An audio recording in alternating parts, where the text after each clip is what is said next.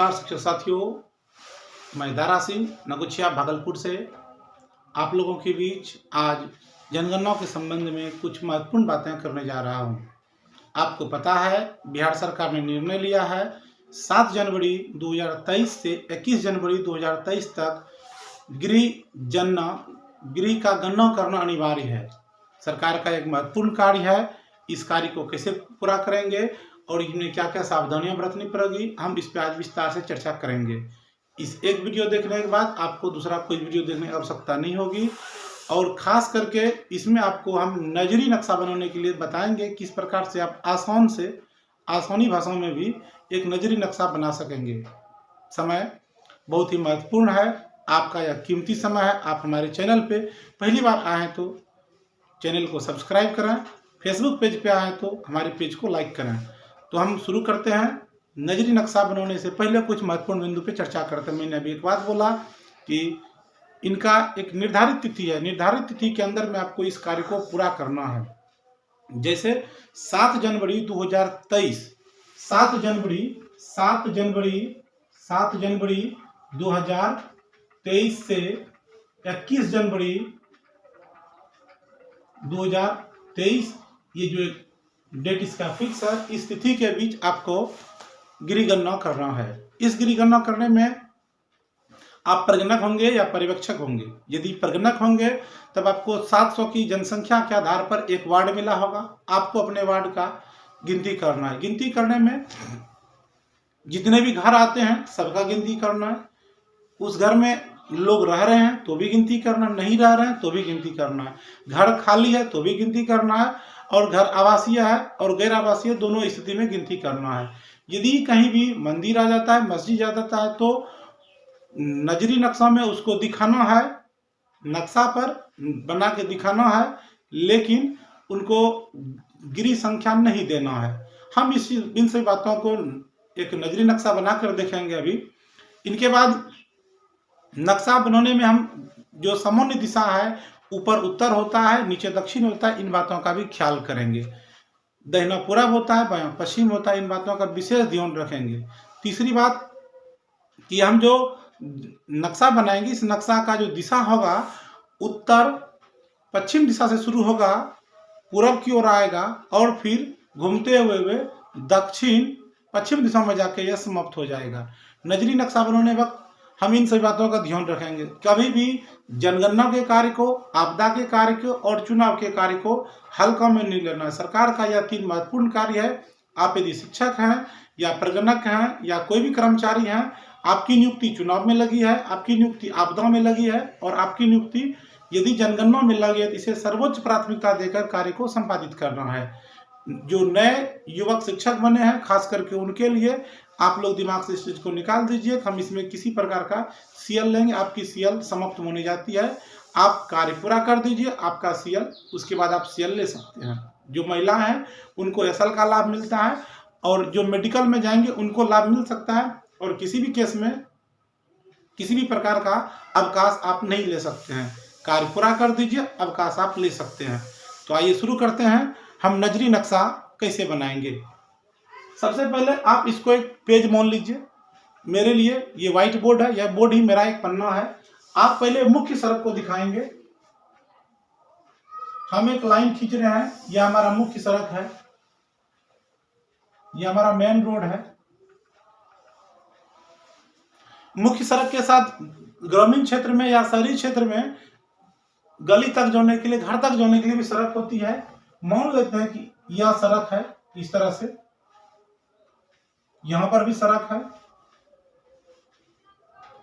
एक सड़क यहां भी है, या वार्ड नंबर के नाम से या गली नंबर के नाम से भी याद होगा, वो आपको कैरी बैग में मिल जाएगा।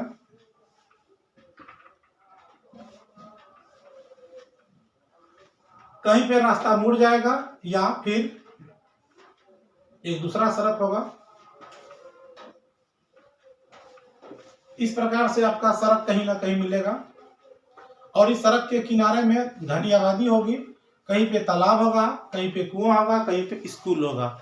आपको याद रखना है, हमेशा याद रखना है, नक्शा में ऊपर की ओर उत्तर होता है, नॉर्थ होता है, और नीचे की ओर दक्षिण होता है। दाएं बगल पूरब होता है और बाएं बगल पश्चिम होता है। आपकी शुरुआत यहां से होगी। इनके बाद जो कच्ची घर होगा, कच्ची घर के लिए हम लोग त्रिभुज का इस्तेमाल करेंगे। जो घर पक्की घर होगा उनके लिए हम लोग स्क्वायर का यूज करेंगे। जो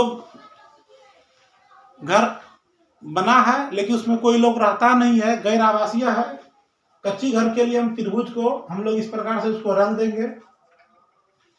और जो पक्की घर बना दिया है, केवल घर बना दिया है, गैर आवासीय है, उसको हम लोग इस प्रकार से रंग देंगे।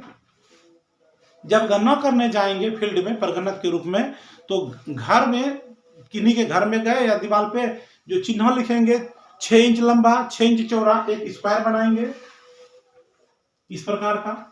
उसी में उसका गिरी संख्या लिखेंगे ताकि 4 मीटर 5 मीटर की दूरी पर से भी कोई देख सके। मान लेते हम किसी का गिरी संख्या लिखें 12, तो उसको एक स्टैंडर्ड फॉर्मेट में लिखेंगे ताकि अगला आदमी को भी 5-6 मीटर की दूरी से उसे स्पष्ट दिखाई पड़ जाए। इसके लिए आपको एक रेड मार्कर दिया जाएगा, परमानेंट मार्कर दिया जाएगा, उसी का इस्तेमाल करना है। तो नजरी नक्शा बनाने में इन सी बातों को ध्यान रखेंगे। नक्शा बन चुका है, तो ये आपका बाईपास रोड है। इनके किनारे में हो सकता है ये घर जो हो पक्की घर हो, कच्ची घर हो, पक्की घर हो, कच्ची घर हो। इसी प्रकार से ये पक्की घर हो, कच्ची घर हो, पक्की घर हो, पक्की घर हो। कहीं भी पक्की घर होगा, कहीं पे कच्ची घर होगा, कहीं पे आवासीय घर होगा, कहीं पे गैर आवासीय घर होगा। हो सकता है गांव के बीच में मंदिर भी हो। इसी प्रकार से कहीं पे स्कूल भी हो सकता है।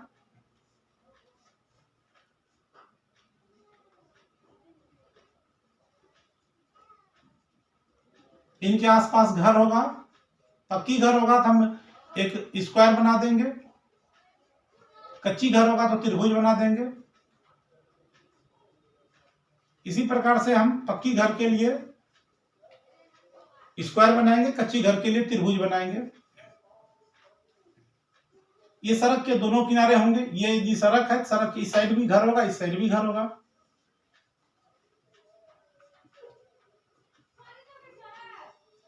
हमेशा ध्यान रखना है, कच्ची घर के लिए हम त्रिभुज बनाएंगे और पक्की घर के लिए हम लोग वर्ग बनाएंगे, स्क्वायर बनाएंगे।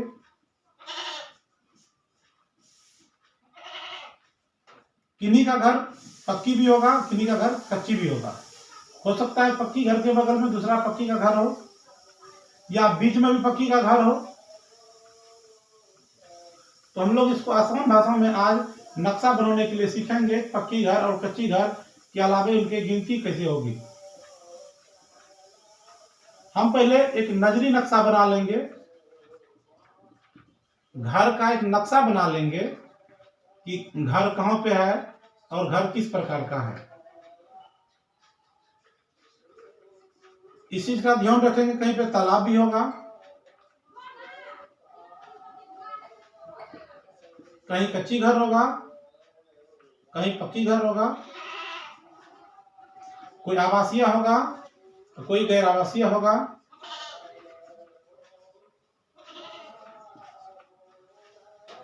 हो सकता है कहीं पे गुरुद्वारा हो, मंदिर हो, मस्जिद हो।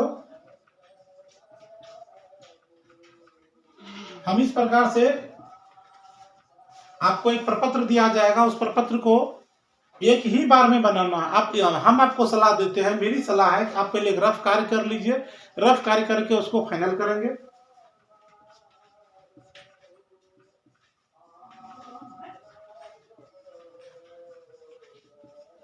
इस प्रकार से आपका कच्ची घर और पक्की घर की संख्या हम पूर्ण कर लेते हैं। मुख्य रूप से इसमें नंबरिंग करना।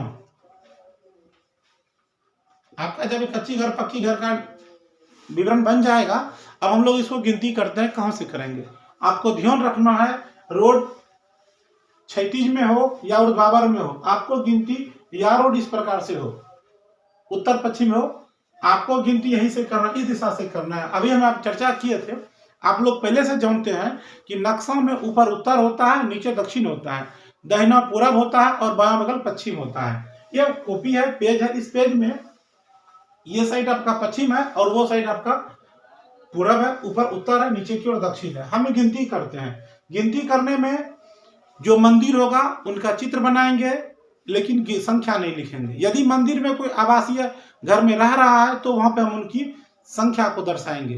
यानी कि जो आवासीय है, मंदिर है या स्कूल है या सार्वजनिक कोई भवन है, बिल्डिंग है, तो उसकी संख्या को दिखाएंगे। यदि कोई अतिक्रमण कर लिया है और उसमें कोई घर बना के रह रहा है तो हम उसकी संख्या को दिखाएंगे। कहीं पानी टंकी होगी, कहीं तालाब होगा, सभी को दिखाएंगे।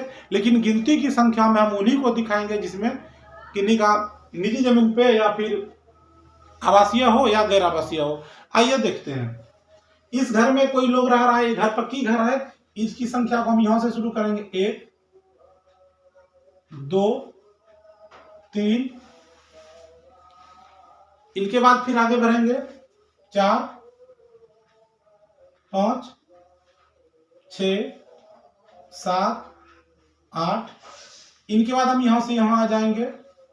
इसका खाली जमीन है, यहाँ पे घर है 9 10। यहाँ पे मंदिर है। मंदिर में यदि कोई अस्थायी रूप से रह रहा है तो उनकी संख्या को हम अपने विवेक से दे देंगे। आप पहले इसको लिख दीजिए या पहले इनको लिख दीजिए। 10 के बाद मंदिर में यदि कोई नहीं रहा तो मंदिर का चिन्ह बना के छोड़ देंगे। ये हो गया आपका 11। ये घर कच्ची घर है और इस घर में कोई नहीं रह रहा है, घर लेकिन बना हुआ है। इनकी संख्या हो जाएगा 12। आप जब वहां नक्शा बनाएंगे तो 12 बीच में लिख देंगे, बगल से उसको छायांकित कर देंगे, रंगा देंगे। इनके बाद यहाँ पे खाली जमीन है। इनके बाद हम यहाँ से फिर यहाँ आ जाएंगे। यहाँ पे हो जाएगा 13 14 15 16 17 18 19 20 21 22। अब स्कूल का केवल चित्र बनाएंगे, उसकी संख्या नहीं देंगे। स्कूल सरकारी बिल्डिंग है, उनका केवल आकृति बना देंगे, बगल में लिख देंगे स्कूल। ये सड़क है, सड़क के दूसरे साइड फिर यहाँ आ जाएंगे। 23 24 25 26।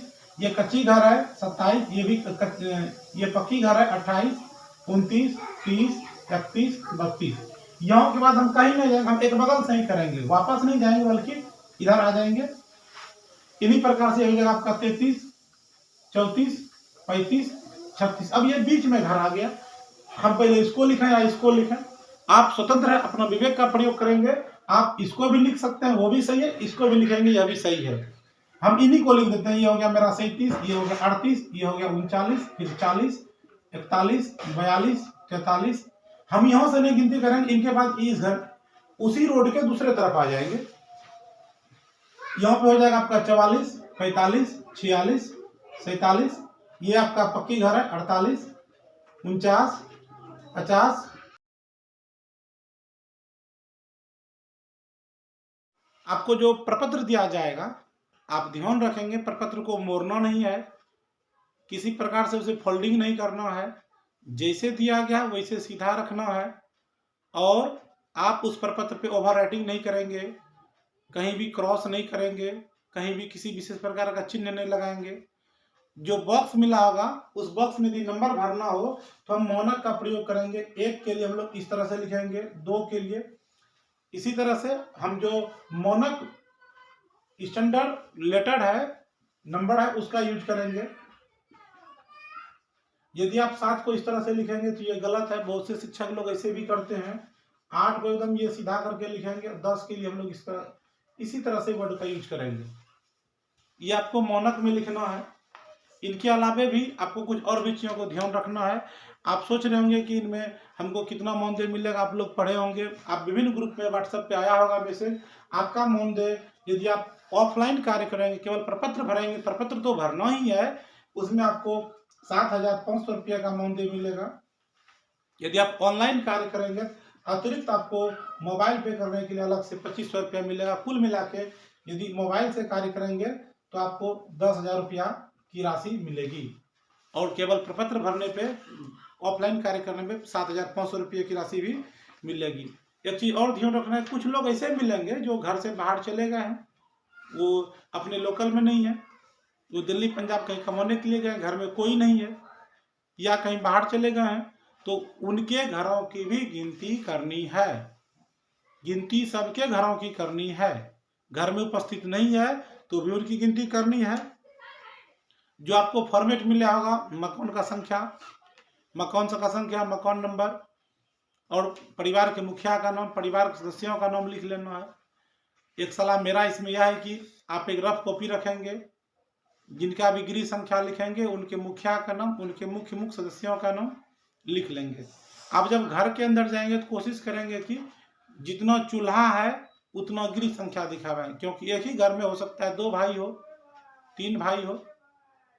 यदि चूल्हा अलग है तो उसे आप अलग दिखाएंगे। कुछ लोग ऐसे मिलेंगे कि 4 भाई है, 2 भाई की शादी हो गई, 2 भाई की शादी नहीं हुई है, आप वहाँ पे चारों भाई को अलग करके दिखाएंगे। आज न कल तो उनकी भी शादी होनी ही है, चारों भाई की गृह संख्या अलग अलग दिखाएंगे। और जो भी कार्य दिया जाएगा आप अपने पर्यवेक्षक के साथ टच में रहें, जो भी आवश्यकता पड़ेगी आप वहाँ से जानकारी मांग सकते हैं। यूट्यूब पे देख रहे हैं तो चैनल को सब्सक्राइब करें, फेसबुक पे देख रहे हैं तो हमारे फेसबुक पेज को लाइक करें। धन्यवाद।